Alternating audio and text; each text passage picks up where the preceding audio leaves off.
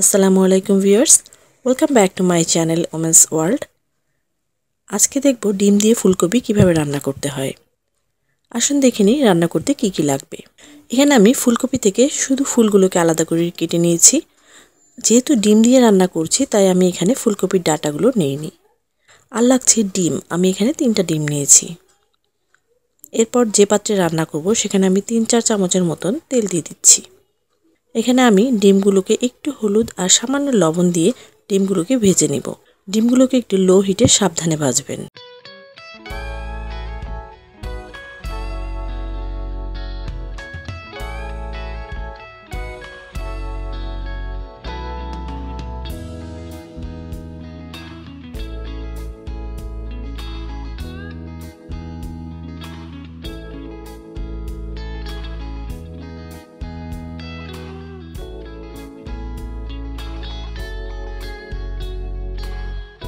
এরপর ফুলকপিগুলোকেও সেম ভাবে ভেজে নিব।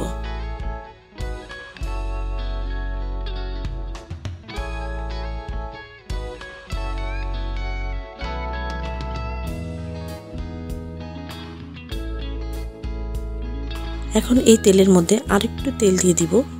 এরপর আমি এখানে হাফ কাপ পরিমাণ কাটা পেঁয়াজ দিয়ে একটু ভেজে নিব।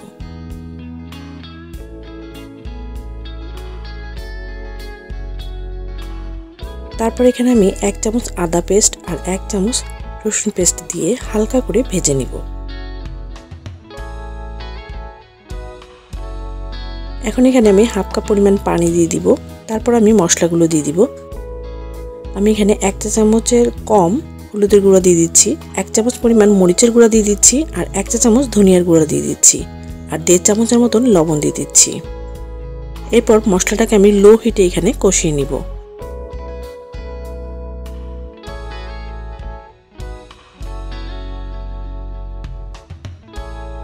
মশলা কষানোর এই পর্যায়ে আমি এখানে একটা টমেটোর কাটা টুকরা দিয়ে দিচ্ছি।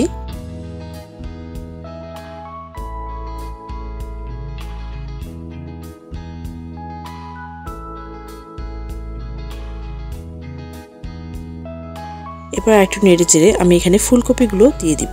ফুলকপিগুলোকে দিয়ে একটু নেড়েচেড়ে ঢাকনা দিয়ে 15 থেকে 20 মিনিটের মতন লো হিটে রান্না করব।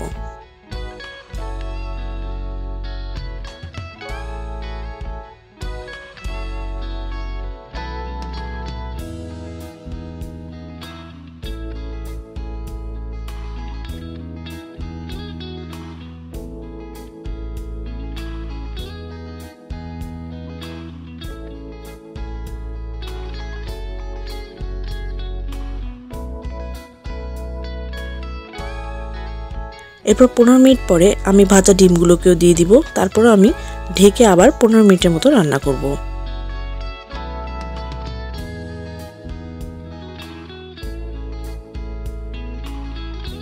পনেরো মিনিট পরে আমি এখানে 1 থেকে 1.5 কাপের মতন ঝোলের পানি দিয়ে 10 মিনিটের মতন হাই হিটে রান্না করব।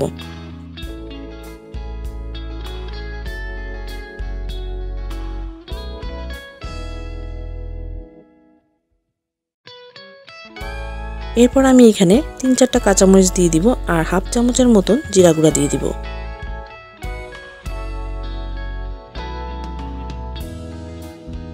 আর সবশেষে ধনিয়া পাতা দিয়ে নামিয়ে নিব। তৈরি হয়ে গেল ফুলকপির তরকারি।